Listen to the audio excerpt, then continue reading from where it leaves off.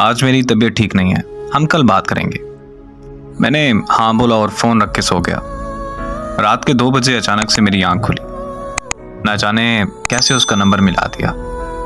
उसका नंबर दूसरी लाइन पर मसरूफ़ था। 5 मिनट बाद मुझे वापस कॉल आई। उसकी छोटी बहन बोली कि मोबाइल मेरे पास है और आप ही सो रही हैं। अगले दिन सुबह से शाम हो गई लेकिन उसने मुझसे रब्ता नहीं किया। मैंने दोबारा से कॉल की और देखा तो फिर से नंबर मसरूफ़ मिला आ रहा था। 1 मिनट बाद कॉल बैक आई और उसने मुझे कहा कि मैं कज़न से बात कर रही थी।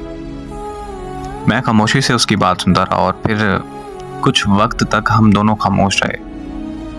फिर वो कहने लगी कि अगर ऐसे ही खामोश रहना है तो मुझे बता दो, मैं कॉल बंद कर दूं। मैंने मुस्कुरा कर कहा जैसे तुम्हें ठीक लगे।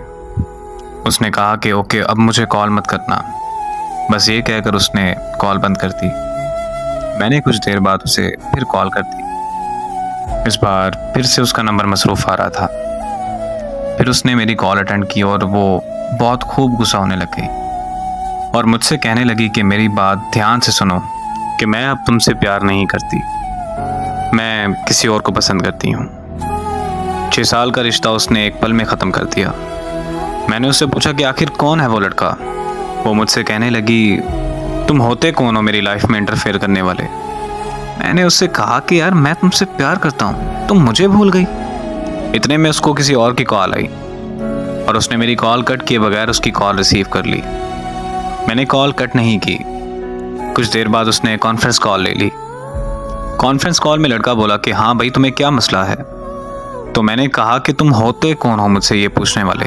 तो वो मुझे कहने लगा कि ओ यार कॉल कट करो और सो जाओ। तो साथ में ही वो बोली कि नहीं जान, ये ऐसे बात नहीं मानेगा, आप इस पागल को इग्नोर करें और मुझसे बात करें। तो वो लड़का बोला कि हाँ मैं भी तो देखूंगी ये कब तक कॉल कट नहीं करता।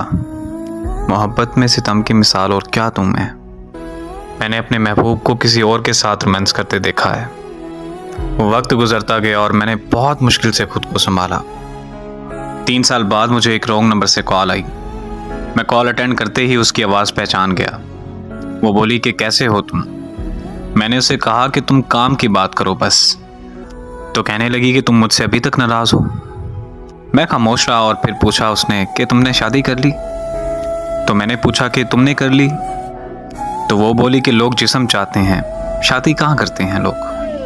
बात यह है कि जिससे आप मोहब्बत करते हैं उससे कभी मोहब्बत ख़त्म नहीं होती, लेकिन इस तरह करने से आपकी ज़िंदगी में उस शख्स का वजूद चला जाता है। और ज़िंदगी में मोहब्बत होती है, लेकिन उस मोहब्बत का मतलब एक शख्स से वफा करना होता है। और खुदारा मेरी उन लोगों से गुजारिश है कि जिस्मों से खेलकर मोहब्बत के नाम को बदनाम मत कीजिए।